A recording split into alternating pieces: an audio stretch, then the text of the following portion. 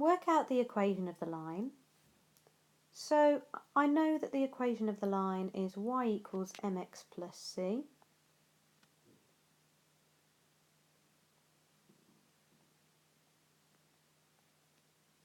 Where m is the gradient and c is the y-intercept.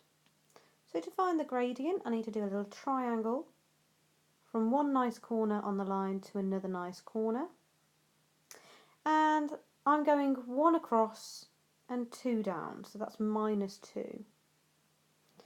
So for 1 across, it's -2, which means that my gradient is -2. M is the gradient, so I've got y equals -2x. And I want to know c is the y-intercept, where it crosses the y-axis, and it crosses at -1. So it's -1. Y equals 2x, -1.